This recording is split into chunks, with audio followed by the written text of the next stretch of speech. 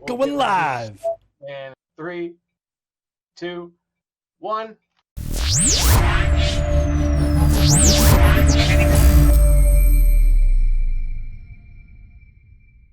What's up, everyone? Welcome to episode 3 of the Modern Gamer podcast. I am your host, Jeffrey Jewell, aka the writer of Backlogvania and the chief content contributor for ModernGamer.com. To my left, maybe your right, is Mr. Steve Wall, CEO and founder of Modern Gamer, as well as just the all-around best beard in the business.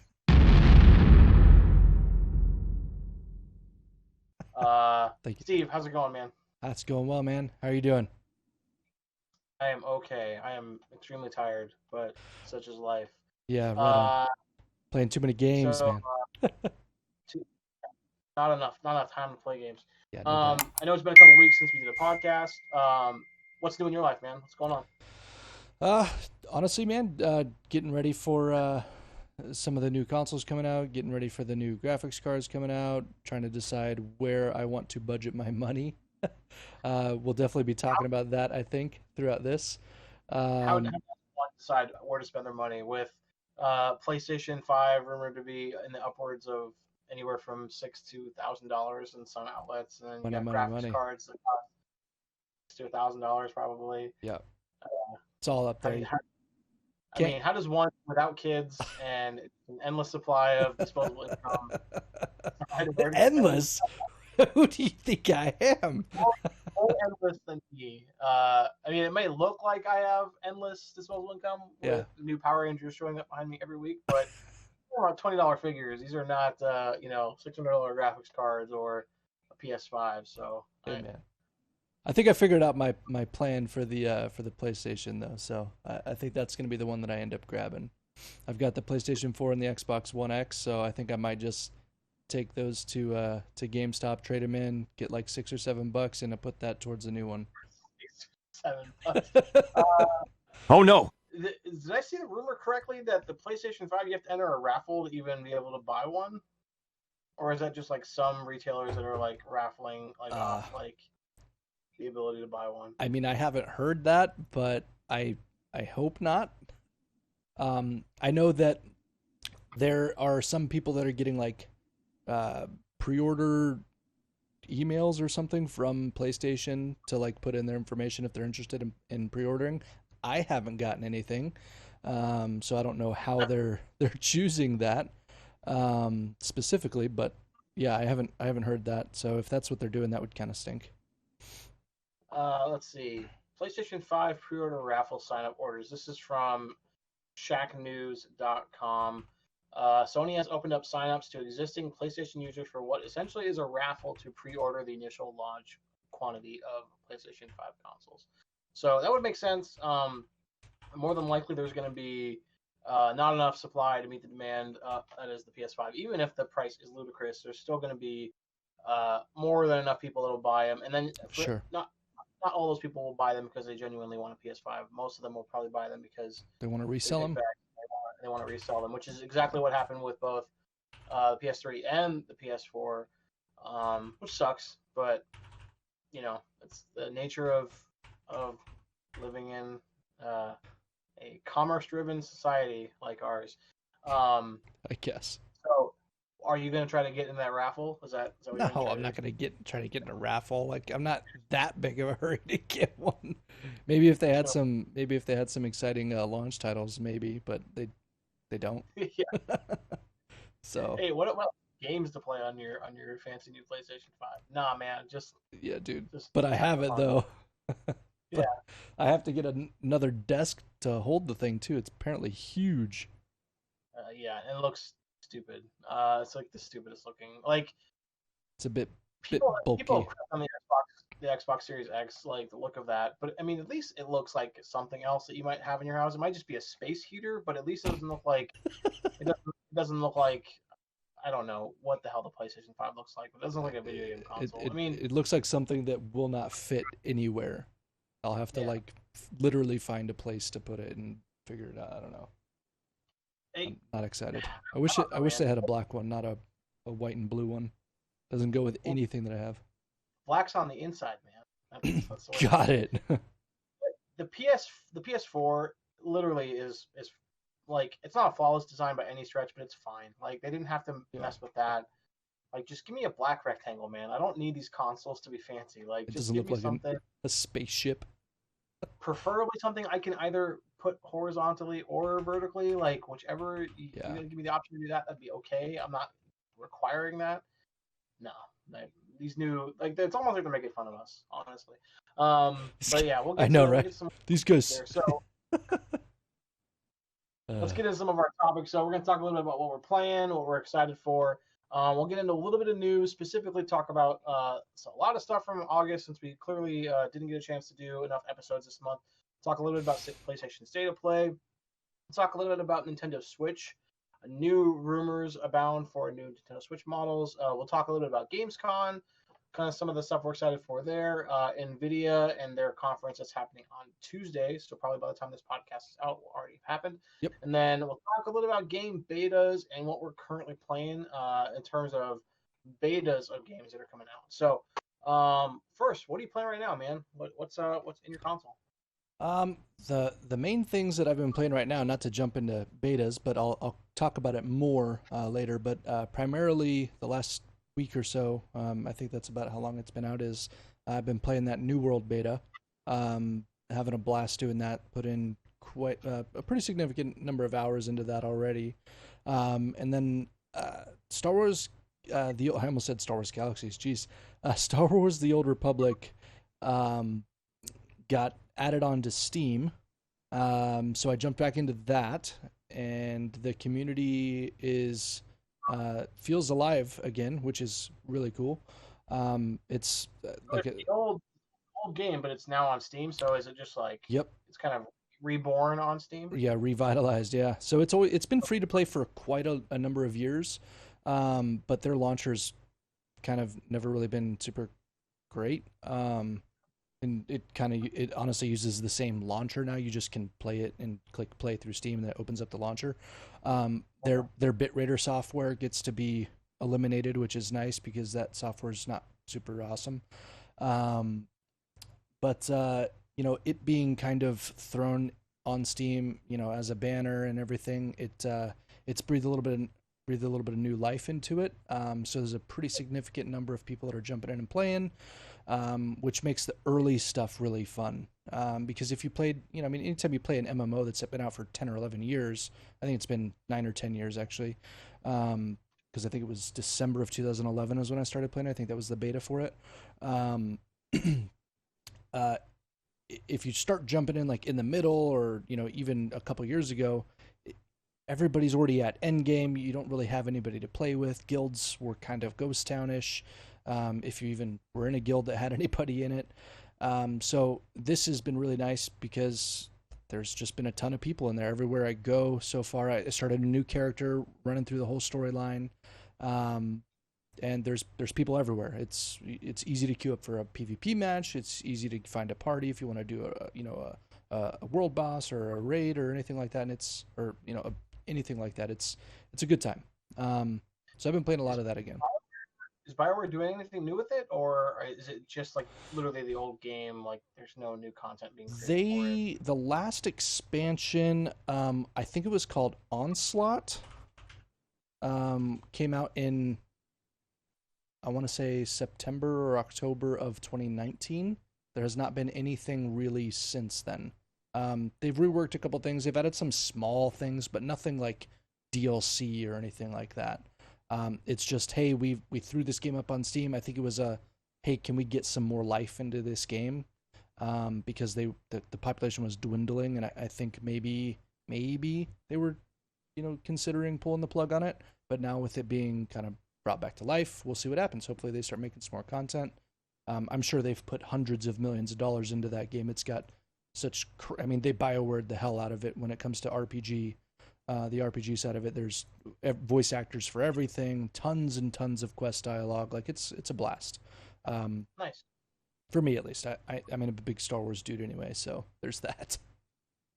I tried it out on, like, I think we talked about it in one of the other episodes. Someone their copy of it. RJ, if you're out there, if you're listening, I still have your copy of. Oh, that was Knights of the Old Republic that you were talking about. Oh, yeah. That's a I did different game try. too. I did try Old Republic though. Okay. The MMO, and I didn't enjoy it, but I just so far I have very few MMOs that I've ever been interested past like the first little bit because I feel like an idiot playing them. But Yeah. I didn't really enjoy either of them personally. Even as a Star Wars fan, I was just like, I wasn't there. But that's cool that even a game that old is still getting some love. So that's Absolutely. cool. Yeah, and I mean, if you didn't like it, that's fine. Everybody's got to be wrong every now and then. So, no, you're fine. I'm not What's that? I'm not afraid to be wrong. That's It's fine. okay. What about you? What are you playing, man? For me, not a whole lot. We talked again. We'll talk about betas here at the show. But I did play the Marvel Avengers Beta. Oh, okay. Good buddy of mine was really excited about it, and he kind of talked me into it.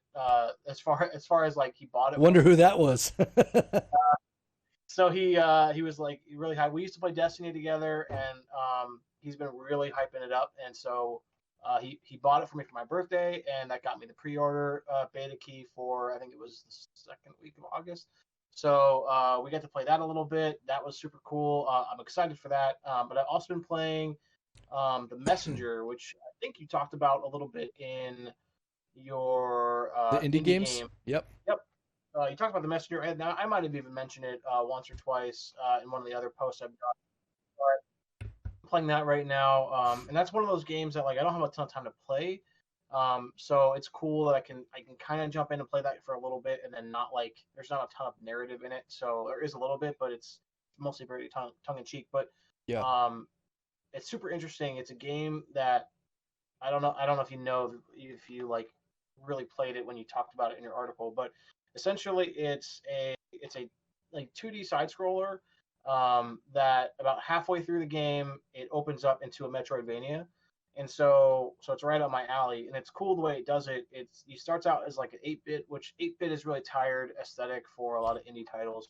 Yeah. But then there's a time travel mechanic where um, different parts of the levels will give you an option to be transported into the future. So you play like the first half of the game is you play a quarter or you play a half of that you play a quarter of the game and it's just this 8-bit aesthetic, and then about halfway through it turns into 16-bit. And so it's like the graphics get an uplift, the enemy sprites and everything is more detailed. The music sounds a little bit richer, a little bit more like cooler. So it's like going from a Nintendo to Super Nintendo. And then what's cool is that you go back, the game that opens up at that point, it becomes a Metroidvania, and then different parts of the level have these different spots where you can bounce back and forth between the past and the future, and you can only get to certain parts of certain levels when you're in the future, and only get to certain parts when you're in the past. So you have Right. to like strategically go to different parts of it.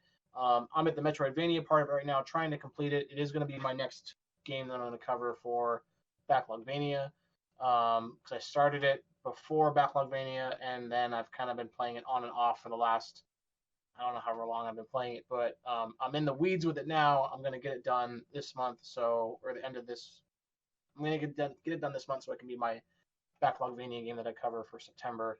Hopefully, be a lot shorter. But that's pretty much what I'm playing right now. So I'm looking forward to Avengers next week. It comes out in Tony Hawk, and Do then did you get some like Ninja Gaiden vibes in there as well? Like kind of like I would say in there, like Ninja Gaiden, Metro. Because so it's like a combination of about 4 or 5 different games. So Right. the first part of it feels very Ninja Gaiden-y. Like there's a whole mechanic where you can crawl on walls and stuff. But like one of the big mechanics of it is when you jump and you attack something in the air. Like if you hit an enemy or there's like these random pillars throughout the game, when you hit them with your sword, you can then jump again. So it's like it's got these. I don't know if you ever played the game Celeste, but there's a lot of like crazy platforming involved in the game. Okay. So it goes between being this like Metroidvania where it's just pretty much like get to this place so you can get this thing so you can go back and open up this part of the game. That part of it is very Metroidvania-y, but then there's like different parts of the game that are crazy platform. Like you have to like you can glide, like you get like a squirrel suit, and so there are certain parts you have to open up the squirrel suit, and then you have to like jump, squirrel suit over, hit this thing so you can jump again to get more air, and then like enemies will be flying in the air and you have to attack them just right so that you can attack them, jump, attack, jump, attack, jump. So like it gets pretty difficult. It's not like the most difficult platform I've ever played by a long shot, but there are some Sure. parts that are pretty maddening. You have to go back and keep trying again and again until you get there. But like, yeah, exactly. And like any good game, I feel there is like if a game is good and it's difficult, it'll make you like it won't feel impossible. Like you'll be able to do it. You're like, man, I was so close to that. I know I can do this, and you'll go back and you'll try it again. And you might die 4 or 5 times before you do it, but then you'll feel like a sense of accomplishment. It doesn't feel cheap when you lose. It just feels challenging. Whereas like the really old like Nintendo hard games like Mega Man and stuff like that, you just lose because like the game is designed to be a fucking like, super. Right. One other game I have been playing, speaking of indie titles, is I got this the Shovel Knight Treasure Trove. I don't know if you ever played Shovel Knight. Mm-mm. Very similar aesthetic, 8-bit, super cool game. It's your jam, man. I told you earlier. I don't even really love the 8-bit stuff. It's just like so many games are made that way, so it's kind of hard to avoid it if you want to play indie titles. Especially indie titles, yeah, absolutely. Yeah, it's almost like the they're go-to. Like, what can we do? Let's make it 8-bit. Why not? So yeah, I'm not in love with that aesthetic, honestly, but there's so many games that have it. It's kind of hard to avoid. So yeah, play a little bit of that Shovel Knight Treasure Trove. I know these are all old games. That's my jam is playing games that people played and finished 4 or 5 years ago. So okay. Yeah, fair enough. I mean I do that as well. Or I'll go back and finally beat it. Where I tasted a couple hours of it, and then I tasted a couple hours of something else. Like, oh yeah, that game. Yeah. I mean, that's way too often. We get new games and same thing's going to happen in October, November when game ADD. Yep, exactly. Kind of glad. I'm kind of glad. Like inside some parts of me are really mad that certain games have gotten postponed, but at the same time, I'm like, well, at least I'll have more time to actually dedicate to these other ones. Right. It's like you don't want something to get postponed because you want it, but it's like at the same time, like life. And so, speaking of games we're excited for, we talked about Cyberpunk before. We talked about other titles, but I know you'd mentioned before we started the podcast some games you're excited for, specifically Elder Scrolls and Black Myth Wukong. Tell me about those games. What got you excited? Yeah, so I mean, with Elder Scrolls, I'm still going through the Greymoor chapter, so I'm a little bit behind, I guess, because I haven't beaten that yet, and it's been out for almost 2 months now, like a month and a half, I guess. But the next DLC for the Greymoor chapter, Stonethorn, comes out tomorrow. It's basically just a new dungeon. Which it's always fun. I mean, anything that encourages more of that group play.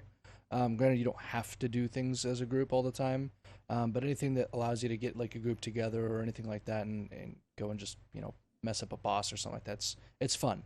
Adds an additional element to the game, and I really love the aesthetic of the Western Skyrim region. Obviously, it's Skyrim. They did a lot of really good, they did a really good job making it look a lot like Skyrim, as far as some of the main like points of interest.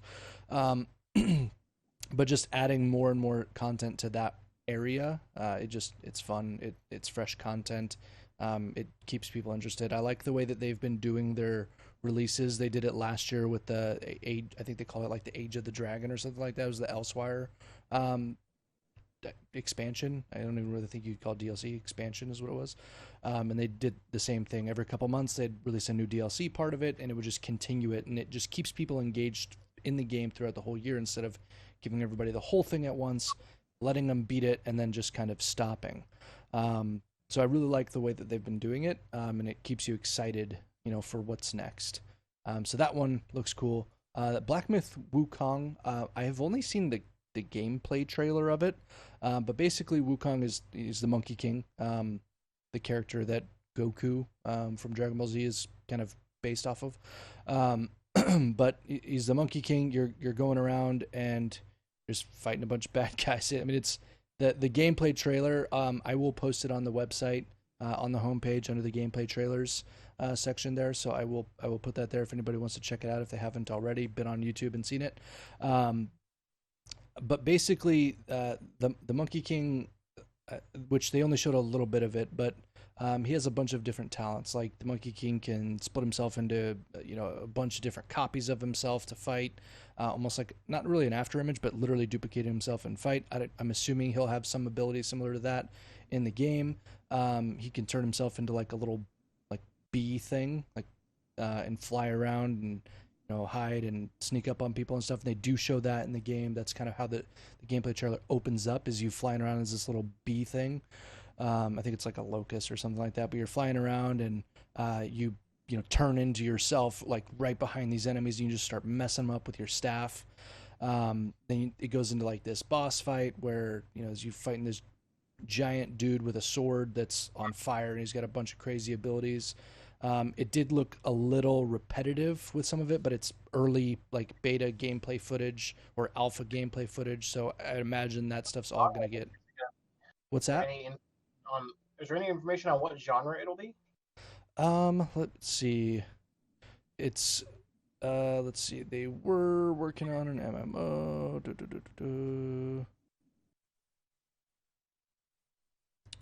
So he can clone himself in here. I'm just looking to see what the actual. So it's a third-person action RPG. Okay. It takes cues from third-person action RPG. Kind of Dark Soulsy combat-ish. I know that's like a really really overused term, and really it's kind of an overused thing lately, just in general. But it's fun. I mean, people enjoy it. It's a good combat play style. It's very impactful. The combat is impactful, like you feel what you're doing. Right. So it steals elements of that. The gameplay part of it looks more like that, kind of Sekiro-ish, kind of Ghost of Tsushima-ish, but with Soulsborne. yeah, exactly, just more magical, if you will, than anything. I mean, I almost said flying Nimbus, but he flies on this cloud and stuff too. Like it looks really badass. I'm excited for it. What about you? Any new games on your radar that you're excited for? Yeah, there's basically the three that I'm really the most excited for the next couple months are Marvel's Avengers. Getting Yep. that. Amazon, unfortunately, is delaying my physical release because I'm a dinosaur and still buy physical games. So that will be delayed, but hopefully I'll get it that weekend so I can hop on with my buddy and play.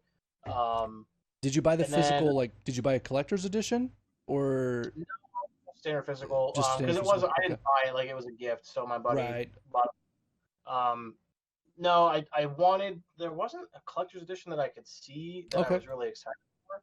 And honestly, like prior to playing the beta, I don't think I was as excited for it as I am now that I've played the beta. Oh, okay. Um, so I am excited for it. It's very it isn't it's one of the few MMO type games that I actually have enjoyed. It definitely strikes a chord similar to what Destiny did for me, but it's basically Destiny style gameplay with Avengers IP mixed with a little bit of the Arkham style gameplay. So like um, the you get to pick your Avenger. So when you're playing through the main game, you basically get to pick from four different people. Plays Iron Man, Hulk, Miss Marvel, and Black Widow. And Okay. so as they're announcing new characters and more characters become available as you progress through the story. But basically, it's go to this place, PVE. Choose your party. You can play with your own group of people, or you can just play with randos, or you can play solo So with like so computer generated. I didn't realize it was open world. I thought it was a single player game.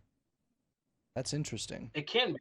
Right. It can No, be I single thought it player. was You can like play. exclusively a single player game. I didn't realize it was an online Yeah. game. So it is an MMO. So you play. It's designed for you to play with randos or play with your friends. Sure.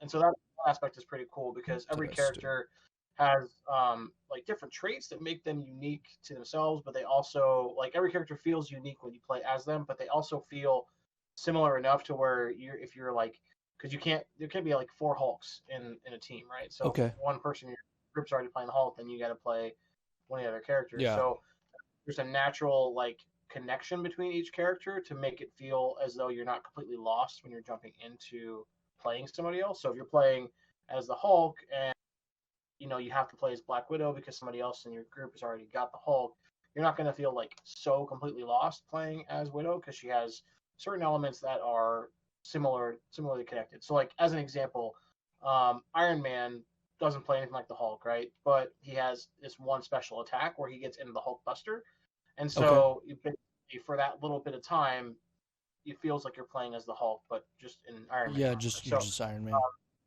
Right. So it's super cool, especially if you like Avengers at all. Like they're kind of doing this thing where you can tell that they're kind of trying to ride the line between what the comics would do and what the movies would do. Like some of the characters definitely seem like they share aesthetic similarities to their movie counterparts, but they also have something unique enough about them to make them look like they could be from a comic book or from any other animated movie. So Yeah. it's cool. Not like a perfect game by any stretch of the imagination, but I had fun playing it. That's the thing is, and it seems like there's going to be a lot of unlockable content. And if the game is successful, which I hope it is, this could be a game that lasts 5, 6, 7 years, and then in that time, tons of content available, which is super cool. They have different skins that you can wear for each hero too, so you can be like a super comic booky version of Thor or whatever, whoever you want to be. I unlocked like 4 or 5 different skins for Hulk, and then there's different ones, and then there's timed exclusive content, there's retailer exclusive content, so like different skins based off of the retailers and stuff, which kind of sucks. Console PlayStation specific, yeah. the only one to get Spider-Man. Like Yeah. as a whole, the character won't be on anything but PlayStation, at least initially. Thanks, Super Sony. sucks. But yeah, fucking Sony. But do we know they haven't even. Do we know if the game is Adventure. supposed to be crossplay at all? I don't think it's crossplay. I assumed it wouldn't just be based on the Spider-Man thing. What's based that? off of the Spider. Yeah. I don't think it can be just based off the Spider-Man thing, but it's also a Square game. I don't know how friendly they are with crossplay stuff, so that also could play a factor in it. But who knows? I'm excited for it just because mostly I like the idea of playing, certain games with my friends, but like I'm bad at shooters, so I'm happy that it's not a shooter. What console did you get it for? Xbox. You got it for Xbox, okay. Because that's what the console my buddy plays on, and he got it for me, so I was like, I can't. Like, hey, thanks for the PS4 copy of this, man. Man, I'll see you later. Like that would be really fucked up, but it'd be real bad. I'm sure he'd be a little sideways about that. Thanks, man. Yeah, appreciate you. I'm gonna go over here now. He's got this funny thing. He has a PS4, and I'm not partisan either console, but I just find that most of my friends have PlayStation over Xbox. Yeah. And most of the friends that would play this game are on PlayStation. So it's like, it's Sophie's choice for gamers, man. Like, what console do you have? Like, you gotta pick one or the other. Tony Hawk, the new Tony Hawk game, we talked about that briefly. That's coming out, I think, the same day as Avengers. So I probably won't get that day one just because my birthday is this month, and I think I need to give something for somebody to be able to buy me as a gift. Otherwise, my wife will get mad at me. Sure. And then October, they actually just announced the trailer way earlier in the month, and then they finally just this last week did the full trailer for the new Doom expansion. What is it called? It's gonna be in October, you said? Yeah, it's gonna get October. I don't remember what date in October is. I want to say that there's a 7 in there, so it's either the 7th or the 27th. I'm pretty sure. Or the 17th. 27th. Yeah. Let's find out real what quick. is it called? Doom Ancient Gods. Doom Ancient Gods. So cool thing about that expansion is you don't need the full retail game to play the Ancient Gods. You can play just the Ancient Gods expansion by itself, and it's the first part of this. So there's at least going to be one other part to Ancient Gods, which is cool.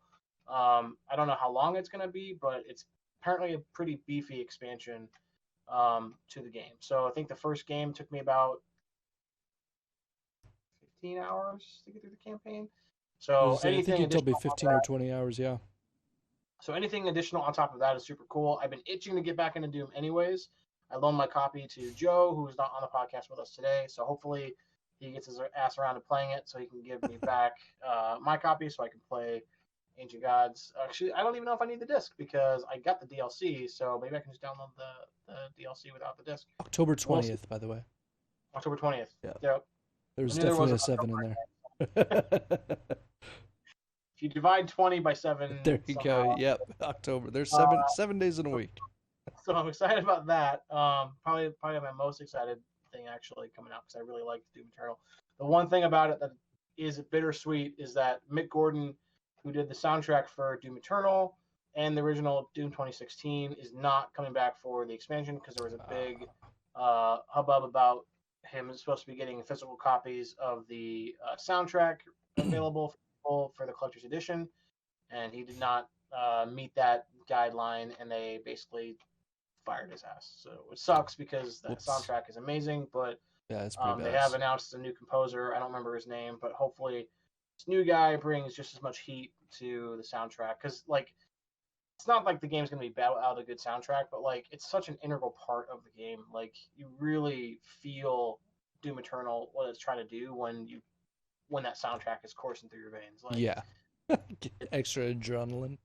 If you haven't played Doom Eternal yet, or I know you have, but like speaking to our hypothetical audience, like if you haven't played Doom Eternal yet, just go and search for the song. The only thing they fear is you, and if you don't play that and like want to punch through a fucking wall, then there's nothing inside. You're dead inside, and you probably need counseling. That and the song Meat. Steve, add those to your workout playlist and just like next time. The only thing they fear is you, and what was the other one? Meat Hook. That one sounds intense. It's named after the shotgun, so I know you played a little bit, but like the shotgun has essentially a grappling hook at the end of it, and so that's the ode to the grappling hook. Is called Meat Hook, and it's wonderful. I played it for my wife, and she was like, "This sounds so angry," and I'm like, "You guys get in a fight afterwards?" I was like, "That's the whole point of Doom. Like, the guy is too angry to die. That's literally the tagline of Doom and Doom Eternal." That's amazing. So that's what I'm excited for. Is all that stuff. So yeah, that's where I'm at with stuff that I'm playing and stuff that I'm excited for. I'm looking forward to all that. Let's talk a little bit about some news. We'll start first with, I'm going to pivot a little bit, actually. Before we get into PlayStation State of Play, I'm going to talk about something that's kind of game-related, but not game. Okay. Did you check out anything from DC Fandom? No, I did not. DC Fandom. So, for the uninitiated, DC Fandom was an online convention. That seems to be the new world order for post-COVID geek content is all online conventions. So DC Fandom did one of the first like really big online only conventions, stuff that probably would have all debuted at like Comic-Con or one of those other big summer events, but they did it online, so it's all DC focused, and there was a couple hints at some big game announcements from leading into DC Fandom, and there was 2 big games announced. The first one was Gotham Knights, which I saw that. I actually did see that. Yep. Yeah, they're saying is not a sequel to Arkham Knight or the Batman Arkham series, although at the end of Arkham Knight, Batman dies, and this game he's dead, and so you play as the Bat family. So you play as Red Hood, you play as Batgirl, you play as Nightwing, you play as Robin. And it does seem to be, it is going to be online co-op, which is super cool. So it's kind of like a mash between Marvel's Avengers and the Arkham games with 4-player online co-op, which sounds super, super cool because the Arkham games are, they're great. And so getting to play as Robin and Nightwing and Red Hood and Batgirl in a full game for the first time, especially with other people, is super exciting. I'm interested in that. And then there was also a reveal trailer for Suicide Squad game, the Justice League, which was only a CG trailer, so it wasn't actually like gameplay footage. Right. I'm a little bit less excited about that one. just because I don't know how that's going to work, and they didn't really show off any gameplay footage. I'll be really curious to see because, like, if you're the Suicide Squad, you're going up against the Justice League. There's a lot of guys that can easily kill the Suicide Squad. they're not all like huge superpowered people. Harley Quinn has a fucking a mallet, and Deadshot has guns. So we'll They see got what that they shark do with guy, that one. dude. King Shark, yeah. Yeah. King Shark is 2020 is the year of King Shark. Let me tell you, he's in just about everything. He's going to be in the new Suicide Squad movie. He's in the Suicide Squad game. He was on one of the CW shows too. So King Shark is finally getting the love. But I'm interested in both of those games just because they're DC property, and I like pretty much anything DC. When I first saw that, I like scrolled through it and I scrolled by it on Twitter. The Arkham Knight, or not Arkham Knight, but the what the heck did you say? Gotham Knights. Yeah. I was like, what in the world is Deadpool doing with these guys? And I went back and I was like, oh, that's not Deadpool. The what the hell is the guy's name? What'd you call him? Red Hood? Oh, Red Hood? Yeah. I totally thought it was Deadpool at first. I was so confused. And then I looked at it and I was like, that's definitely not Deadpool. I'm an idiot. Cool. I'm gonna just keep going. Oh, Red Hood, if you don't know, is he is the second Robin. He was killed by the Joker in the 80s, and then he came back to life in the aughts as a new character. And they finally revealed his identity, and he turns out to be the old Robin, Jason Todd.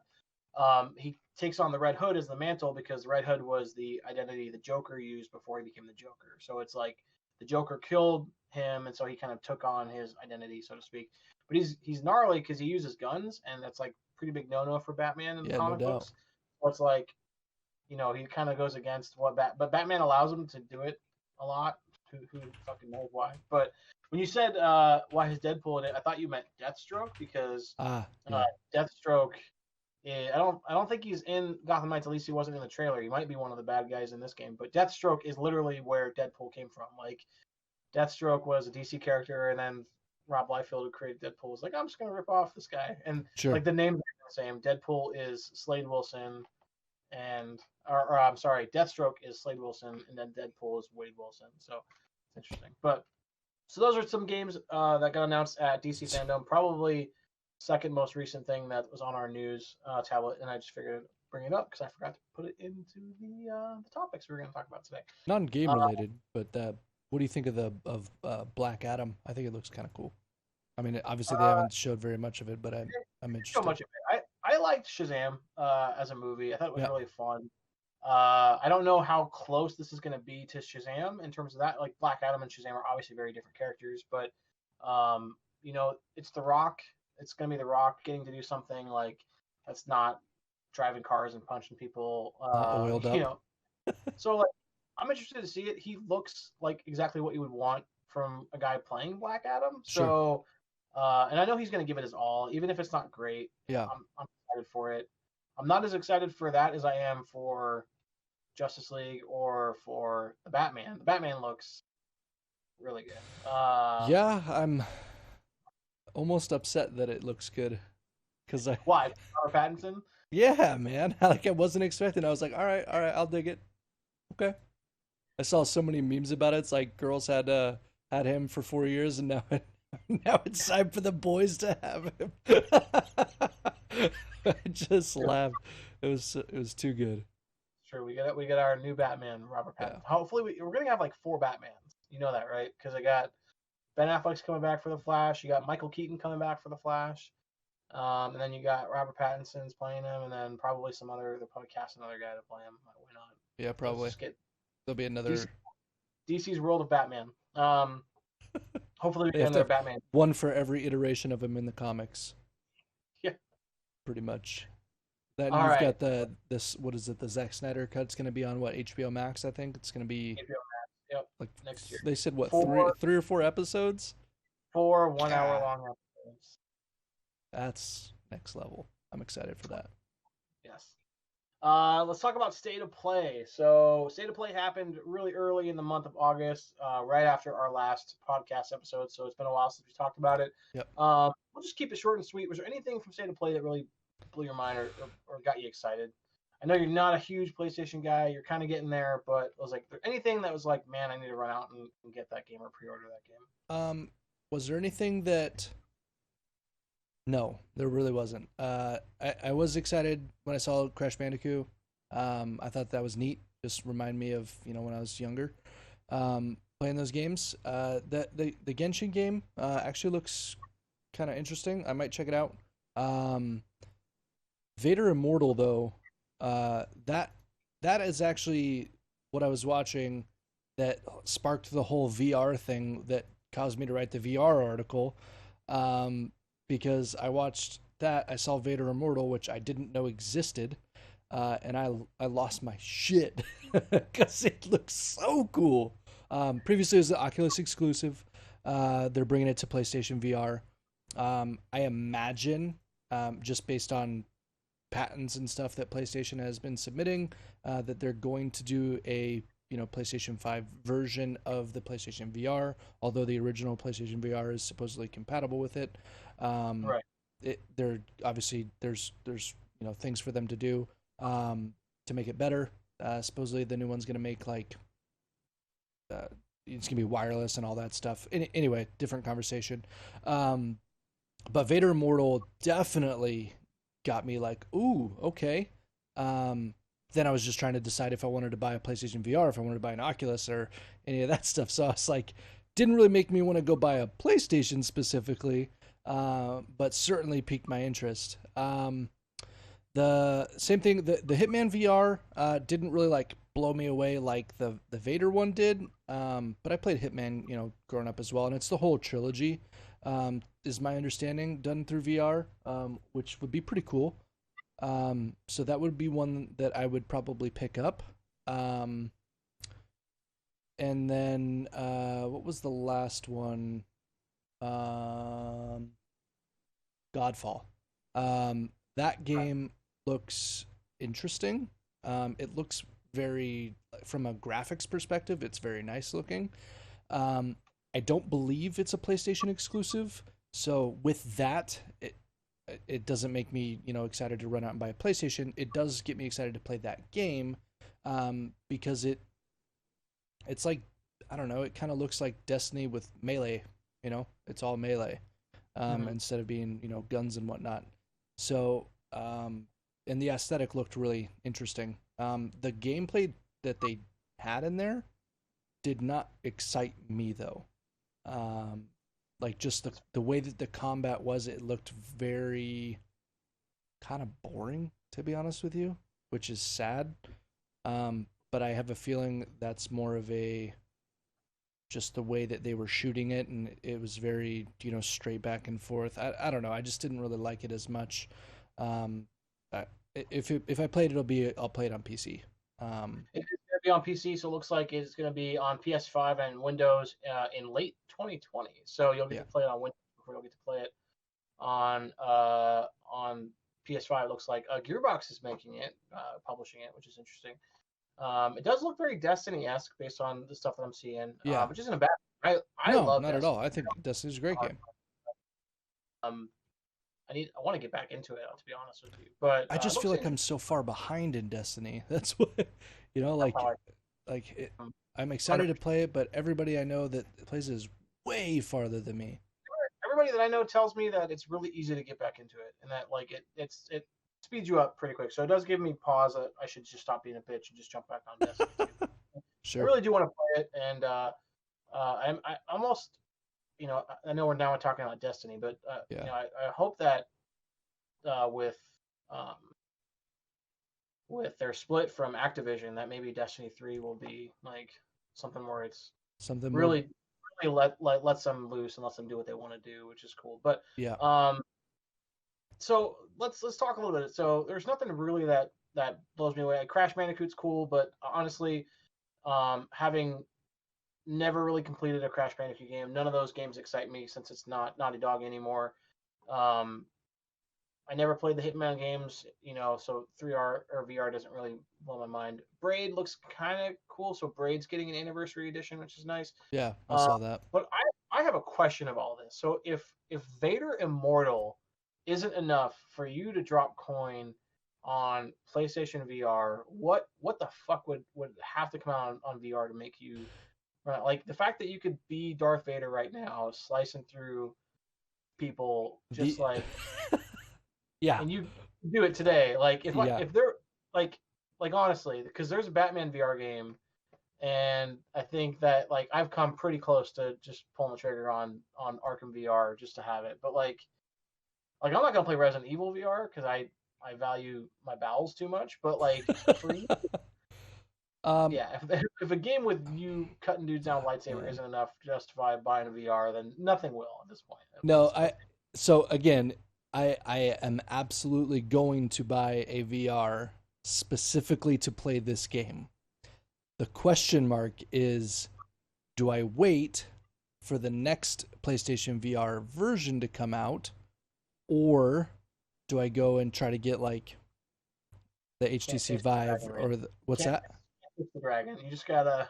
But I want see the thing is I want wireless because my lurch ass will trip all over that stuff if I'm in, you know what I mean, like So then go with Oculus because my brother-in-law has one the and Quest. it's wireless. Like he was just Yeah. sitting there on a couch. Like Yeah. we had our family with us for a couple weeks and he had his little VR thing. He was just on the couch, just like, and Yeah. But then you got wireless. the Valve Index looks supposedly the Valve Index is so exponentially better as far as the way that the controllers work and just the power behind it. It's so much better than everything else. So it's like, damn, do I wait? Do I buy the HTC Vive? Do I like man. And you I've literally been going back and forth on this for since I wrote that article. I still don't know which one to do. But I will play Vader Immortal and I will go into a hole for 3 weeks while I do it, or however long it takes me to beat it, or however many times I beat it. for yourself playing it. I've also heard Beat Saber is really fun. I heard I Beat don't know. Saber's really fun. Yeah, I mean, I'll probably play it. I have a feeling that that game will just make me smash the shit out of my bedroom on accident, but it does look really fun. It does look fun. Just get yourself a nice little, decent amount of space. Make sure that Revan's not around to get clocked in the head. God, right? Could you imagine if I trip on my dog? Oh God. Speaking of gaming conventions, let's talk a little bit about Gamescom that happened just over this weekend. Actually, a couple things got announced at Gamescom. A couple things got not announced, but just kind of more just like talked about. So I think the biggest thing from Gamescom was Dragon Age 4. Yeah, Are you a big Dragon Age guy? I love Dragon Age. Dragon Age Absolutely. 4, like, are you? Is that a must play? It is. Yeah, Dragon Age. I played one. I played two. I played Inquisition. Uh, probably over 100 hours for each of them. Yeah. It's absolutely a must play for me. Um, I've been waiting for anything from Mark Dara on Twitter, and it's 99.9% trolly comments and stuff that he posts, just teasing people with literally nothing. And he finally posted this, the same thing that I believe the same thing they showed at Gamescom, which is just kind of more behind the scenes than it is actual like footage of the game.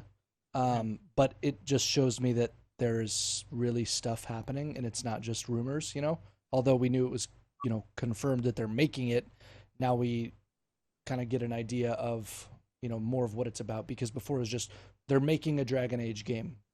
Who knows what it is? There's been so many rumors about everything that it could possibly be for so long.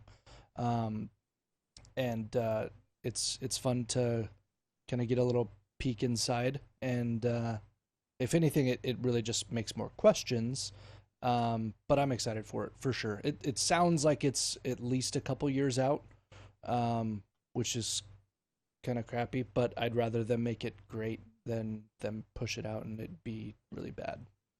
A lot Sure. of for whatever reason, a lot of people didn't like Inquisition, the last one. I played it like 4 times all the way through, and I enjoyed it every single time. I don't know what people didn't like about it, to be completely fair, but I enjoyed it. It was fun. What about you? You Dragon Age dude? You like it at all? I think I played. one did I play? I played one of them for a little bit. I think we talked about it on one of the episodes too. Maybe. I went out and bought one of the Dragon Age games, because I had played Mass Effect, and I was like, oh, cool, BioWare. And I didn't dig it. It might have been Origins. That was the first one.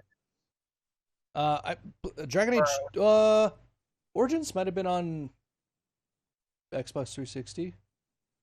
I know Dragon Age 2 I played on Xbox 360. Let's look it up. Hold on.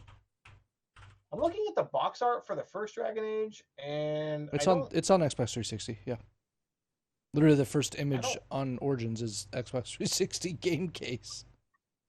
Well, no, I'm trying to think. I don't remember which one I played. I want to say I don't think it was the first one. So I don't think the first one was available on 360.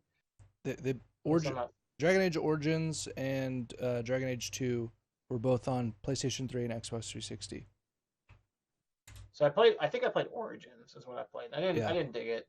It was one of those games that I bought like having never played it for a few hours, and I was like, this isn't for me. So, yeah, I'm a huge I'm a big fan, and have kind of always, as long as I can remember, been a big fan of BioWare's RPGs. They have always excited me. Knights of the Old Republic is one of my favorite games of all time. Dragon Age is, up there with some of my favorites. The Mass Effect trilogy, I didn't play Andromeda all the way through, so don't know. Heard bad things about it, but didn't play all the way through. Mass Effect 3 was, or that trilogy, Mass Effect 3 primarily, were some of my favorite games of all time. I love how much they go into the story and stuff like that. So yeah, I think that's why I was so disappointed with Anthem, to be honest with you, is because I expected more from BioWare, but yeah, different conversation. Speaking of Mass Effect, there's been rumors about Mass Effect Remastered Trilogy. Apparently, it was slated for an October release, but it's gotten pushed. Apparently, it's gotten pushed back. October of this year? That's what they're saying. There's not been any official announcement, which I think is probably because work from home stuff and all that. Because of whatever delays are causing it. I'm hoping that it comes out for Switch. Oh, that would be a good port. That would be a really good port, Yeah. and that would give me a chance to get to play through the first one again and finally get to play 2 and 3. Mm-hmm. But it's rumored. It seems like it's a big enough rumor at this point that it's definitely going to happen. It's just more of a plan of when rather than if. But I thought it was interesting. You mentioned we might talk about BioWare, so yeah, I thought it was bring that up. It looks like rumored for February 2021 now, which is fine. And if it comes out for Switch, that I think the graphics on the Switch are good enough to probably run that game. Mass Effect is I'm sure. It's not. I don't think it's crazy enough. Remember, Switch can run Crysis, so Crysis is the standard. So that's a little in joke from a couple episodes ago. Anyway, and just gaming in general. Gaming in general. Other stuff from Gamescom, new Sea of Thieves content, WoW, Shadowlands, details on that. Looks like we got an announcement. Lego Star Wars getting delayed into looks like next year. Lego Star Wars Skywalker Saga. So looks like yeah. Thing there. So you play any of the Lego games? Yeah, I've played some of them. I think I played the Clone Wars one. The Star Wars Lego Clone Wars one. It's fun. I'll play the Vader or the Skywalker family one. I think it looks interesting. Real quick, I not to get off topic again, but Crysis Remastered comes out September 18th, 2020. It legit does. On PC, PS4, and Xbox, and Nintendo Switch apparently. Yep. So that's funny. So that's hilarious. Goes. But yeah, the Lego Star Wars. It'll definitely be a game that I play. I actually had no idea that it was even a thing until I saw that it was delayed. So it's not one that I'm sad that it's delayed, because I didn't know it was supposed to come out anyway. But I'll play it for sure. What's I that? think I think I knew about it, but didn't blow my skirt up because Yeah, the Lego games like I think I have one of like the Lego Marvel games, but I just like I don't know, man. Like I I didn't like think the they're Lego Marvel game. I played that one. I didn't like it at all. they're fun enough to where they're not like bad for you to play as an adult, but they're just nothing like I'm never gonna run out and buy a Lego game. Like even Lego Batman is not gonna like it's not gonna be a day one buy for me I ever. I feel like they anger me. Like when I take damage and all my shit just like falls out of me. It just makes me pissed off because it's usually for dumb stuff. It bothers me. And But then apparently Ratchet and Clank got announced. Ratchet and Clank Rift Apart is going to be a PS5 exclusive, which I don't know if Ratchet and Clank is going to be like Ratchet and Clank's fine. I've played bits and pieces of it. Insomniac makes just their games are fantastic. I have no problem with the game at all. I just don't know if that's a man. That's not a system seller to me. Like that's a great like hey, if you're gonna get your kid a PS5 for Christmas and like they don't have the other game that they want, like Ratchet and Clank is a great game to get for them, but it's not something it's not a one that's gonna make you run out and buy a PS5. So yeah, um, that being a big announcement is kind of like it's kind of just par for the course so far what we've seen of these new next gen consoles. Like they're either relying upon mediocre IP or they're relying upon games that are going to get releases on current gen and getting buffed on next gen, which fine, like but like I think this is just more confirmation that the next gen launch slate is looking to be one of the weakest we've ever yeah. seen launch for a new console. Like even I think there's speculation that I think they announced that Halo is Halo getting Infinite's delayed, delayed. Yep. and that sound it reeks of we don't have, and there's also rumors of it not being available on Xbox One, which from a game standpoint, from Microsoft sales I standpoint, haven't heard only that makes one. sense. Like this is your biggest IP. It only makes sense to not drop it on your last gen console if you're wanting to sell next gen shit. But like at the same time, it reeks of desperation, right? Yeah, Like because originally it was, I think we talked about this. Like there was a mandate. Like if you are making a game, it needs to be on both consoles, and now it's all of a sudden doesn't seem to be the case anymore. So that must be a recent change because I heard that it was supposed to come out on both. it's Um, speculative. I don't know if it's sure, been sure, sure. confirmed at this point, but with the delay, I think that along came speculation that it might be pushed to being a Series X exclusive, Be which so dumb. I mean, it only makes sense. Like if you would have told me earlier this year that a new Halo game was coming out around the same time that Series X was coming out, I would have assumed it's going to be exclusive, right? That game for some people is a system seller. Yeah, I The mean, reason I think that it certainly could be, and it certainly was at one point in time. The question though is it still right? It's been so long since we got a full like Halo, release like that. It doesn't have. I just don't know that it has the hype to be a system seller. Like I think, which I think is the kind of the point that you're getting at.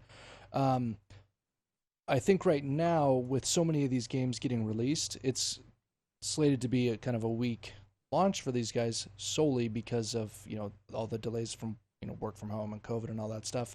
Yet these brands, Sony and Microsoft, cannot get away from wanting to have a holiday launch for their consoles so they can get all the Christmas shopping and all that stuff, or all the holiday shopping, whatever you want to call it. Um, that's I feel like where they've for so long have been like, this is where I'm gonna get all my money. And sure, there probably is a ton of sales that come from that. Um, and maybe if you have like people that are buying them for their kids or for whoever that don't really know that it's not really necessary yet, maybe it won't matter and their sales will be the same. Um, but who knows? Like it's gonna be an interesting launch. Like I said, the reason I'm not doing the raffle thing is because I don't care to do it right away.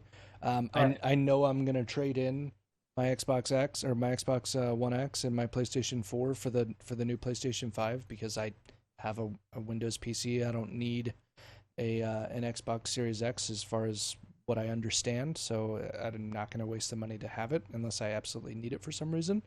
Um, and I'm hoping to get at least a good chunk of that covered by trading these guys in. So we'll see what happens. But I don't need to do it right away. Like if there's a shortage or something like that, like okay, I'm not gonna rush. I don't care enough. Yeah, especially with, and I think to your point too, if all the rumors are true, if the PlayStation 5 will actually be backwards compatible with a good chunk of the PS4 and PS3 library, that only incentivizes you to pull the trigger on trading it in. Sure. Uh, And that's but the thing, trading it in, not but if it. even so, even like you said, right? Like there's no rush at this point. There's no rush to run Right. out and like people that are going to go out and buy the new consoles right away are the scalpers and the hardcore early adopters, right? Like Yeah. eventually there's going to be plenty of content on these consoles. Eventually, game developers are just going to stop making games for these old systems, and so you won't have a choice if you want to play these new games. You're either going to have to get something that plays on or just not play those games. But for now, with all the big games still coming out on PS4 and Xbox One, like there's no drive. There's no killer app for any of these big consoles, and Yeah. I mean, Sony's got a couple things up their sleeve with Spider-Man, like the Miles Morales Spider-Man game. Yeah. Like that might be enough, but even so, it's only being looked at as like a 10-hour campaign, which when you compare Sure. that to the Spider-Man 4 game, it's like 30, 40 hours. Like that's a expansion by all, like they're treating it like it's its own game. Yeah. That's an expansion. Like let's be They're realistic probably here. going to And charge 60, $70 for it too. well, and they're saying that it's going to get released alongside a remastered version of the Spider-Man 4 game for PS. So it's like Didn't that they're just come out taking like a year ago? 2018. Okay. So it's like and it's a fantastic game. Don't get me wrong. Sure. And if it wasn't already available on PS4, I could see that being a system seller on PS5. It's that good of a game. Like it really is. That being said, I've already played through that whole thing. I'm not going to go and get a PS5 just to play a remastered version of the game I just spent 50 hours beating and Yeah. then 10 hours more of another add-on campaign. The same reason why I didn't rush out and buy a PS4 to play Last of Us remastered, even though I absolutely wanted to do that, and it was the first game I got on the PS4 when I got it after Mhm. Spider-Man. Like it's that good of a game, but it's not one that like I'm not going to go out and buy a system just for Last of Us remastered. I Right. absolutely will. I get it, but it's not a system seller. Last of Us 2 is a system seller for Sure. sure, right? That's a like if I God, didn't get one God for of my birthday, War. I Yeah. would have eventually got one. God of War is a system seller. Yeah. Like, that game is fantastic. Yeah. If they had a God Um, of War 5 or something that came out in November or whenever this PlayStation 5 is launching, that would be it. There it is. If it it's wasn't on the 4, you know what I mean? exactly. And that might be the case. That they might already be working on that. Might already be working on God of War 5 to come out on PS5, and that's Yeah, but I mean, well, it won't be in November. It'll be a few years from now or next year or whatever. anyways. We went from talking about Gamescom to talking about new consoles. Let's talk about another console that hasn't been officially announced, but continuous rumors and speculation hint that I think there was another Bloomberg article that has intimated that there is going to be another Nintendo Switch console launching in 2021. Speculation for this has been everywhere from it's just going to be a slightly beefier version of the existing console. Mm-hmm. There's been long insisted rumors about a Nintendo Switch Pro, which would be the inverse of the Switch Lite, which essentially would basically make it a home console only with like 4K capabilities. There's some people who insist that it's going to be a full-on next-gen iteration of the Switch with like all new graphics and processing power to try to compete with Series X and PS5. I don't really see any of that happening, to be completely honest with you. The last time we got big rumors about a new Switch console, we did get the Switch Lite. And those rumors were kind of on the money, but I don't really see Nintendo pumping out a new, like, more powerful version of the Switch. They did do an iteration on the main Switch model with a better battery, but they almost swept that under the rug and didn't really tell anybody. You really had to be a hardcore, like, nerd like me To to know. even know that was happening. And of course, I ran out and got one. I traded my current Switch because GameStop had a phenomenal deal where they gave you pretty much full retail for your old Switch. Right. Because the big thing with that one was Nintendo quietly added tech to the new Switch with a longer battery that made it harder to hack. So the old Switches became much harder to get and much more in demand. So The old GameStop was ones were basically the ones that you could like root and turn them into Android devices and whatnot, right? Yeah. so they basically gave you almost full retail for it. So I got a Switch with a better battery life and a brand new Switch for like $50. So I absolutely did that. But Yeah. um, what with you being Switch kind of in the middle of the road, what Sure. would it take for you to go out and buy a new Switch? Like, what are those rumors entices you the most? Like, what do you want to see if you are to run out and buy a new Switch to trade your current Switch Lite in for this new rumored model? Um, I mean, uh, the Switch Lite specifically, maybe better battery life, I guess. But for the main Switch, I don't really know that really anything. I mean, I can't think of anything that the Switch doesn't do already in the capacity that I play it. I don't hook it up to the 4K TV that we have downstairs. If we're playing it, we play it on the computer monitors, which are 1440. They're not 4K, so they're fine. Um, I mean, maybe 4K upscaling or something like that would be neat. Um, I wouldn't necessarily say it would be something that I'd be like, oh man, I gotta go trade this thing in to get it now. Um, because I think it does a good job with what it with what it is. I don't necessarily think that there's anything on the Switch that is personally that I find problematic. I mean, I don't like you said. I'm a primarily a PC player. Like that's my bread and butter. Um, but like the Switch Lite, like it works great. The battery life is kind of not so great on it. Like I said, but for what I play on it and as often as I play on it, it does fine. I don't really play it on the go too much. I generally play it just walking around the house or if I'm walking the dog or whatever. And it has plenty of battery life for when I'm doing that. The graphics are good enough on it. Like there's obviously some pretty dramatic differences when you're playing things like The Witcher on it versus playing it on the PC, but I don't expect it to be the same. Like Right. I just don't have the same standard for the Switch console as I do for something like an Xbox or something because I just never have. That's not what I played that particular brand of game for. Sure. I play it more for the experience of the game, and I think they do a fantastic job with it now. Do I think it's slow or anything like that? No, I haven't really had any poor experiences with that either. So, yeah, like, could they make it faster and more powerful and 4K for people that like to play it with their families and whatnot on a big 4K TV? I think that makes sense.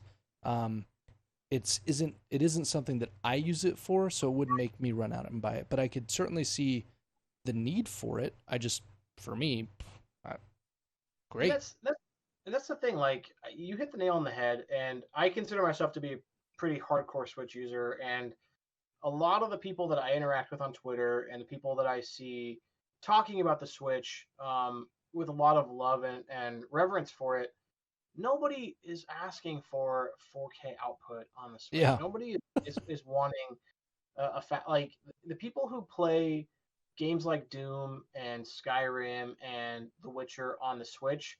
For the most part, they know exactly what they're getting when they play those types of games, yep, right? And the fact that you can even run those games it's awesome. competent, Yeah, no, it's great. let alone run them well, Right. is is blows me away, right? And Yeah, like as a big Doom guy, I did pick up Doom on the Switch, the 2016 Doom. I actually have every Doom game on the Switch except for Eternal. Eternal, which isn't out yet, and I'll probably will get another copy of Doom Eternal on the Switch just so I can play it. But like the biggest problem with Doom on the Switch, the 2016 game, is the frame rate, right? Like you're playing at 30 FPS versus 60 FPS. But outside of that, Yeah, actually looks pretty damn close. Like there's obviously graphical differences, and you're not going to get the same fidelity, but sure. you also shouldn't expect it to a degree. Like a game like The Witcher, I think of all three of those is probably the most impacted. Yeah. Skyrim Well, it's looks massive. pretty close. Yeah. The Witcher looks the most scaled back, but it also doesn't look bad either, right? Right. Like It looks like it's been switchified, right, which it doesn't look bad. It just they intentionally, dropped some textures and softened some things up, yeah. change the color palette a little bit, make it a little bit easier for it to run, and it's fine. Like it works great. I could see something like maybe increasing the graphics performance and maybe the CPU so it can run those more intensive games at 60 FPS. Maybe, but Is that a system? Like you're right, that's what I'm targeting saying. Like it's not a system seller. Like it's a targeting neat thing. doesn't care about Yeah. FPS. Like people that care about FPS are people who don't go anywhere near most home consoles, probably. Like, Yeah. I mean, If what do there's you? if there's anything, I don't mean to cut you off, but if there's anything that I think that would maybe be a system seller for a new Switch is if it had better hardware support for third-party devices, add-ons, controllers, and other things that people use. Because there's a lot of people that like to use their third-party stuff, but they got to worry about their Switches bricking and whatever else. But I feel like that's probably a software thing. I'm sure that's not a hardware thing. And that sounds like more of an iterative thing. Like it's not Yeah, like a Switch Pro. Like right. one of the first thing I thought of is like maybe it'll have Bluetooth because the current Switch doesn't have I mean, Bluetooth functionality. yeah, for headphones and stuff. It's kind of shitty, but I got a $30 device that just plugs right into the USB-C, and I can play my Bluetooth headphones off of that. And it's like I don't need a whole new console to do that. Yeah, I would almost if Nintendo was going to spend a bunch of money to revamp something, I would hope that they put it into their online rather than putting it into an iteration of the current in, console. I in what just in what don't in what capacity? What do you mean? like. Okay, well, the online system is not very good. You still have these phone number looking digits to find your friends and stuff like that. You can't just plug in I a got you. username. Still, basically off of system selling stuff, but more quality of life improvements that they No, just desperately need. there's no online chat. There's no online voice chat. You can't add people into a party and talk to them like you can on Xbox. And I Yeah, get it, system. So some of that stuff doesn't have it's a LAN the party console.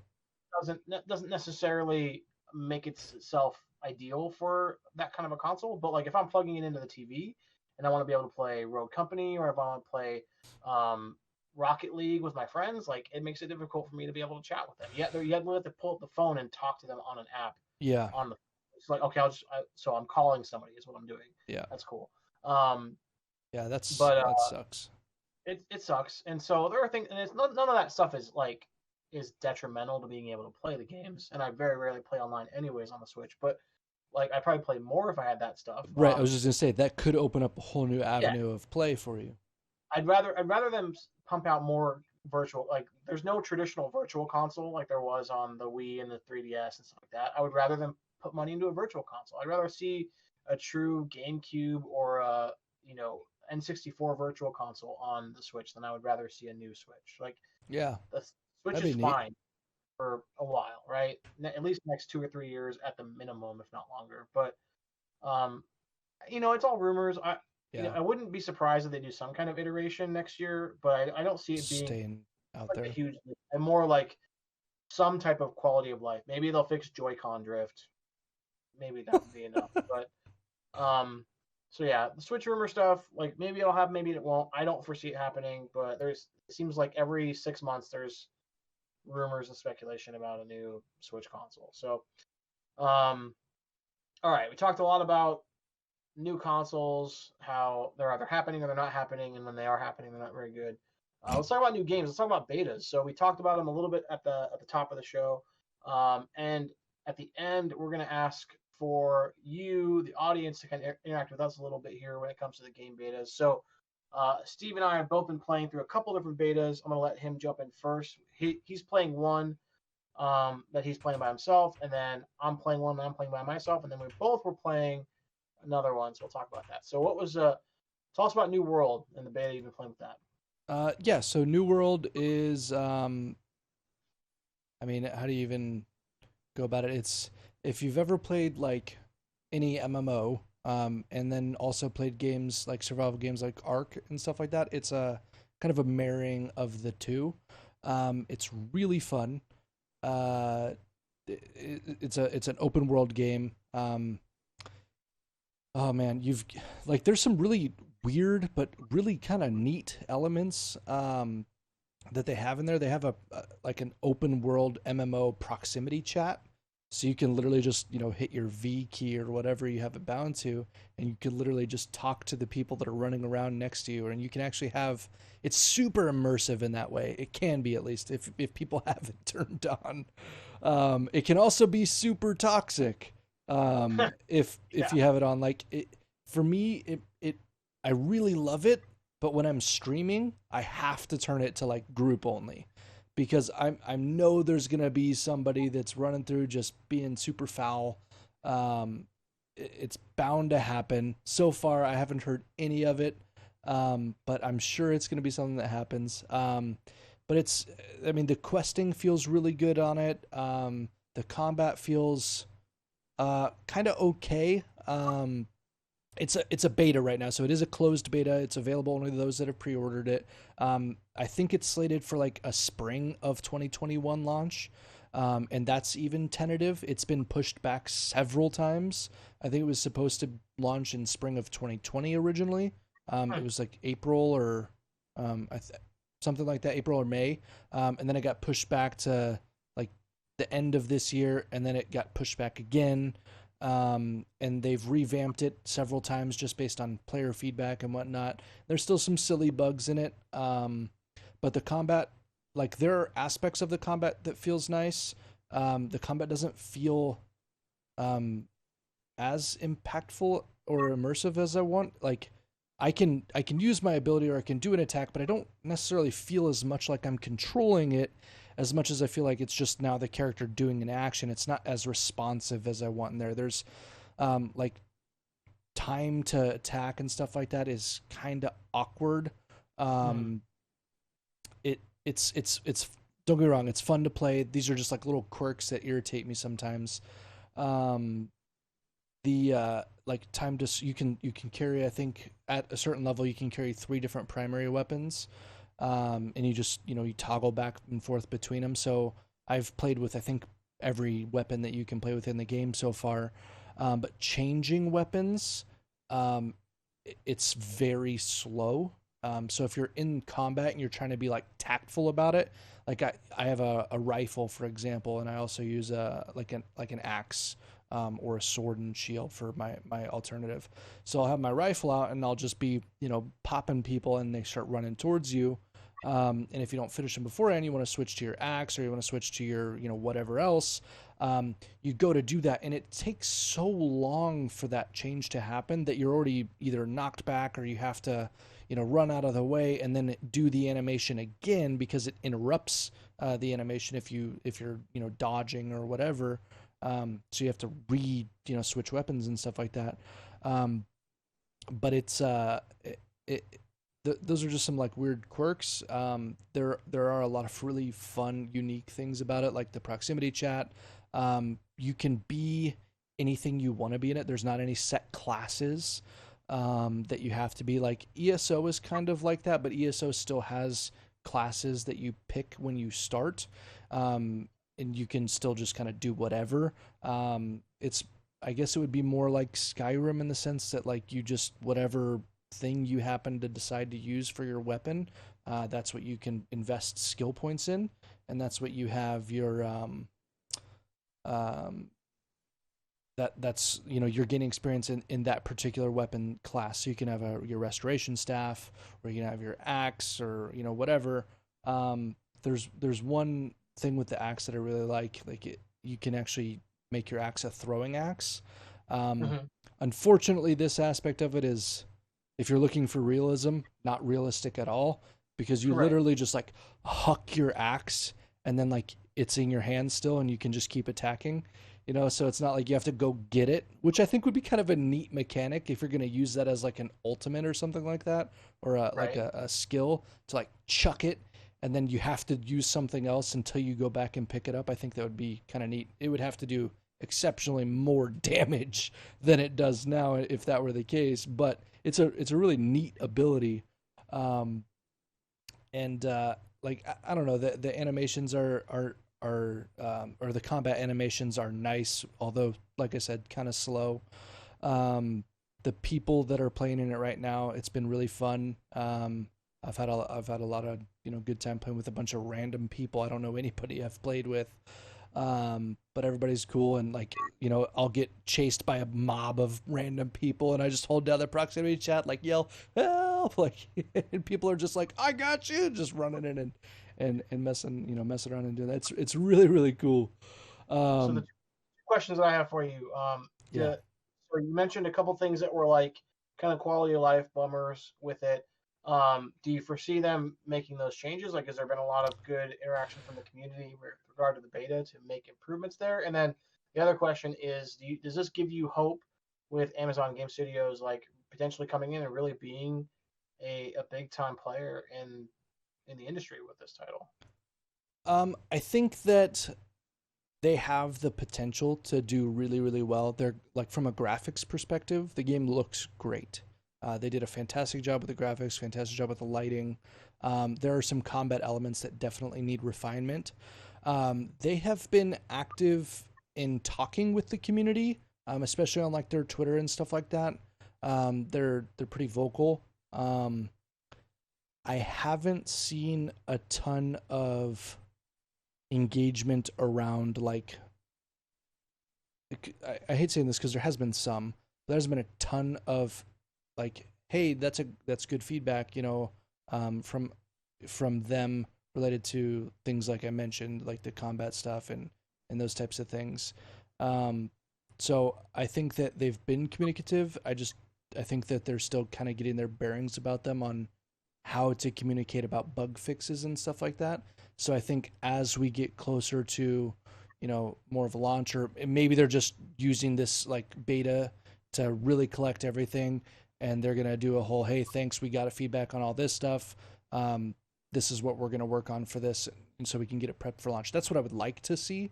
Um, I didn't really anticipate them making a bunch of changes during this live event. Um, so I just hope that they're very vocal about, hey, we heard you. We hear that these things are goofed up or whatever. We're going to work on fixing it. This is what we're going to do, yada, yada. So it kind of excited me again for it. I played the last closed alpha that they did. And there's been a couple things that they fixed from that. I think it was a month prior. Um, there's still some silly bugs. Like I play a dude. His name is Dan Golf. Dan Golf the homeless. He's a just a giant afro, huge beard, gray haired wizard. But when I put a hat on, his beard goes away. So I try to put like my wizard hat on, and all my facial hair disappears. And this is a bug that's been there for a while. Like no matter what hat you put on, helmet you put on, your facial hair disappears. It's super annoying. Is because that's part of like completing the look of your character. Um, Right. it's not necessarily a game breaking mechanic or anything like that. Like It's it'll be easy to fix too. Yeah, from an RP perspective, like it is a open world MMORPG, especially when you have things like the proximity chat. Like you could use that stuff to be like this wizard and be like, hello, But if you just look like a baby faced dude with a big old cone hat on, you just look like a dork. You know what I mean? Um, so there's some things that I hope that they fix with it that they haven't fixed or addressed yet. Um, but yeah, go. Any other questions about that particular game? No, I mean you keep talking about it, so I'm gonna keep asking you about it. I Hope, want it to be great. That's why I keep talking about it. Like they've disappointed me several times with just pushing it back and pushing it back. But I keep saying the same thing. Like I'd rather them push it back than release it unfinished and just sure, crappy. Because then it'll die and it'll never have a chance to get off the ground. So keep sure, pushing it back until it's ready. I don't care. Fuck. totally, absolutely. Avengers is probably I think it might be one of my first games I've ever played a beta on. Okay. There aren't a ton of games that I've ever been like super excited to jump into a beta or like honestly even in the process. And console, I think console betas in and of themselves are a little bit newer, at least when compared to like PC stuff. But Totally. 100%. Yeah. uh, Avengers Beta, I get to play that. The open, not the open beta. It was a closed pre-order beta. It was 2 weeks ago. Played that. It was a lot of fun.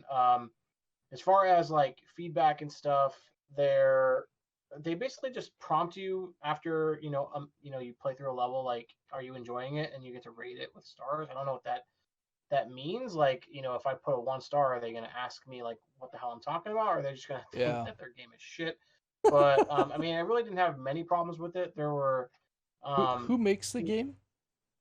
it's Square Studio, but it's their studio that did uh the Tomb Raider games. Okay. Okay. Got it. It's Square Enix Crystal and Dynamics. Yeah. so I mean, graphically the game is great. Obviously it had some hitches every once in a while, like Yeah. What's a beta? or some graphics clipping, but nothing that to me those things don't bother me tremendously. Like very very seldomly do they ever happen to frequently enough in any game to take me out of it, Yeah. completely. And the same thing would happen with the beta. I played for probably 6 hours, not a whole lot of it, but I got to play Yeah. about 6 hours, and I didn't see anything that bothered me to the point where like I was like, man, I need to fix this shit. Um, Right. probably the biggest things that we struggle with were like matchmaking stuff. Because I played with my buddy, and we started the game at the same spot. We literally played it at the exact same time, and in order to get to the multiplayer point, you have to play through a certain part of the campaign Okay. to even unlock that functionality. And so that kind of wasn't clear to us. Like we thought we You could, just thought it was play. broken or something? Yeah. So, just like stuff like that. Nothing that was like, terribly shitty. Just like stuff that I wish that I would have known would have made it a little bit easier for us. But, um, we didn't have a huge problem with it once we got into it and figured out the motion. I think, probably need to fix some matchmaking stuff. Maybe, honestly, for me, it's add more characters, add more content. Um, the core gameplay was fine. And I say fine, like it was. I guess I'll play it. Like it was Yeah. fun enough. I want to play it. I just like I wanted more of it, and I wanted. I think the other big frustrating thing is because it's a beta. Like all the progression that we made with our characters isn't getting pulled over. So Right. like when everybody starts on the fourth, everybody starts from the same spot, You have which. to replay. Yeah. But they did give a couple things that as you unlock them, there are like 2 or 3 things that you get to unlock during the campaign that will carry over. So it's um, like you earn a banner for your character, I was and gonna say, do you that'll get like a beta skin or something like that, like a unique thing? Yeah. skins and some other stuff that get carried over. So that's kind of It's cool. neat. Um, Yeah. I enjoyed it, and obviously it's coming out, next week. So Yeah. they're pretty confident if they're just doing betas in August that like it's more of a It's pretty ready. we want people to get excited about it and play it rather than fix a lot of shit. Like you're playing the Amazon Studios game and New World, and obviously that game is coming out next year. So they're Maybe. trying to yeah, maybe it was supposed to come out this year. Obviously Yeah. there's still maybe some either work that can They're be done they're or they're growing. Yeah. going to grow it, and that's totally fine. And maybe Avengers will be the same thing, right? But for the most part, what I got to play, there was one other open beta that was earlier. I think last weekend there was an open beta where anybody could play. I'm kind of glad I didn't do that one because that sounds like a fucking train wreck with just everybody getting in there. Do you think it Uh, was more like to stress test? Probably more than anything. Like, they did. So there was 3 beta weekends. The first beta weekend was only for I think PlayStation users. of course, PlayStation users who did to something. test out their Spider-Man character. I think it was Bastards. PlayStation users who had pre-ordered, and then week 2 was just general pre-orders, and then week 3 was open beta. So, and then this week they didn't have anything, and then the game launches Friday. So, um, Not for me though, because Amazon said nope, you're gonna get your game delivered whenever we feel like it. It And I watched a couple of the people that I watch on Twitch playing it through like the very beginning when like they first opened the game up. It looked like there was an ungodly number of pop-ups to begin the game, which was silly to look at. Like, and then I think I watched like the first 5 or 10 minutes of the game, and I was like, this game just looks not for me. So I didn't even get through the entry stuff on the bridge because it looked so. And this is why when you said it's an MMO, I was like, wait, what? Because it looked so like linear, and I hate that. Where it's like you have to do this, you have to pick up this thing to release this guy, and like Thor sounds so super corny. You're lucky I I am think, mighty. so I think that it's gonna be a weird. It's gonna be weird to describe it because it definitely is an MMO, but I think it also Felt like an treats arcade game. itself treats itself like it's a single player game, right? Like I don't think it wants to. I don't think it wants to set down a path where it treats itself as one or the other because I think it wants you to be able to experience the game the way you want to play it. Like, do you want to play with your friends and get Right. on there and smash it on a bridge, or do you want to just go through and play by yourself? And I think you can do either one and still have fun. Yeah. So from that perspective, the stuff you're describing, it's all very much like first level tutorial shit. Like, Right. this is how you can. And by the end of it, which was cool, I felt like I knew how to control every character. Okay. After that sequence, which was cool. Like, because you play as all the four big characters. You play, and you got to play as Thor and Iron Man a little bit too. You don't get to play as in the main game, at least yet. Or Thor and Captain America that you don't get to play as right away. So I think it's cool that it did a good job as a tutorial. For me, it didn't bother me as much because I play through a lot of games that are tutorial pop up Sure. shit like that. Like Doom is like that for for the first half of it is a lot of pop up tutorial stuff, but it Yeah. didn't bother me too much. So I didn't even really think about it honestly until you mentioned it. There's some QTE stuff, but nothing crazy. And from what I could tell from the rest of the game that I got to play in, there wasn't a lot of QTE stuff. Now, the one the one exception to that is like it's an MMO, right? So and the one game I know that I can draw reference to is Destiny. Like it's all Right. PVE. So even when you're playing with your friends, you're not competing against them. You're going with them through the story. But each level is like a kind of mini self-contained story. And at the end of some of the It's levels like a are boss zone. battles. You're in a Yeah, zone with a boss specific. battles are like any other boss battle that you would have in any other game, right? Like there's a big bad at the end, and there are certain strategies you got to do to beat him. So it's not like Destiny where it's like, okay, we're all in this room. Here's the enemy's pattern, but we still are basically our goal is to shoot him, right? Like Yeah. game, it's like enemy's gonna do this. You have to dodge the attack in a certain way, and like blah blah blah. So that is interesting to think about. Like, how are those boss battles going to be treated when you're not playing by yourself? Um, but Or when you are by yourself, like you or get when totally you're, wrecked. um, but it also Sure, it seemed like scales. the level scale based on if you're playing with Yeah, by yourself or you're playing with a group of people. that's So good. that's cool too. My only major concern is like because you're playing with different people all the time, you're not always going to get to play as your main. So in certain RPGs, as you level, like if you spend your time, like I'll use this as an example because I just finished the Xenogears, right? Right. So in Xenogears, I had kind of my three favorite people in my party that I would use to progress through the game, which meant like the other 6 or 7 people that I could choose from in my party, I wasn't giving them a lot of love. So my thought process was when I went back to those guys, if I had to, their levels were going to be super low and I have to grind them up to get to. But So they they're the game usable. the game scales their levels appropriately to match the rest of your parties. They're not like right in there. So like if my main guy Faye was at a level 84, and I hadn't played this other guy for hours, he wouldn't be at an 84, but he'd be at like an 80, 80 or 79. He Like would he's not going be to comparable enough. completely shitty, right? Yeah. So I hope that happens. Like as I level up, if I main Iron Man, right, and he's my guy that I play with for 16 hours, that my Hulk, who I haven't touched in a week, isn't going to be sitting at a level 1 because that would be Right. really shitty. have to play a level 1 Hulk while everybody else is. Yeah, especially if you're in a group like that. Yeah, that would suck.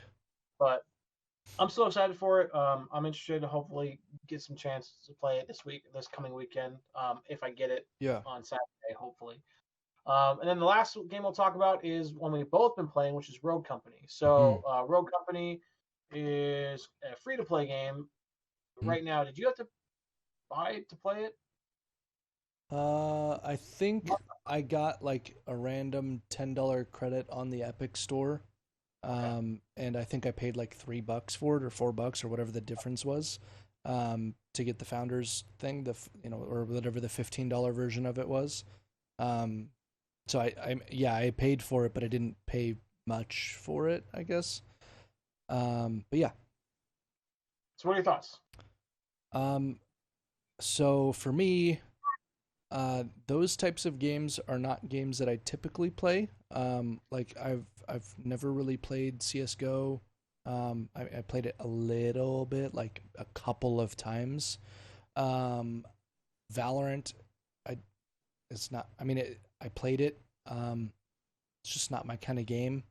It's Valorant is a little too slow in my opinion. Like I just don't like that. I prefer to run and sprint around like I do in COD.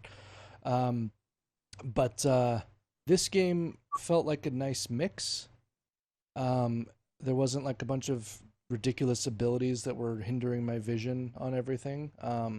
It just felt more realistic. It took me a little bit to get used to it, and I'm still kind of getting used to it because it's, especially when I go from playing games like, Star Wars The Old Republic, MMORPG, and then switch over to something like that. I usually get my ass kicked for the first match or two. But once you kind of get the feel for it, I actually really enjoyed playing it. Now I will say, and I think that maybe you'll expand on this a little bit more.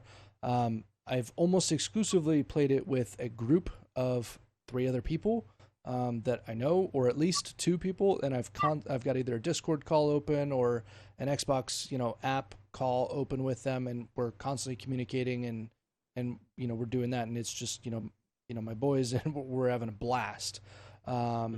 And we're shit talking, and we're just having a good time. I played it solo twice, and I was just mad the whole time. Like I just didn't like it. Like either people just aren't communicating at all, or you just don't know what the hell they're doing, or they say they're gonna go one way and they just don't. They just I don't like that. I like playing with my people that I know I can talk to, and that I know how to play the game. And that part was really fun for me. Beyond that, probably not.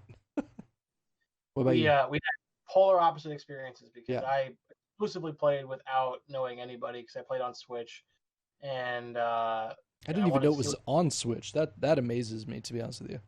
Yeah. I didn't think it would be a Switch game. Yep. So I played on Switch, and Switch is pretty important when it comes to its online chat in and of itself. But there's been a couple of games, like I know Fortnite you can play without like using the Switch app. You can just chat through the Fortnite game. So I wonder. I don't know if Rogue Company is in the same boat. I would like hope open that it mic is. or something. Something like that. Yeah. I didn't play with anybody that I knew because I don't know anybody else who's playing it.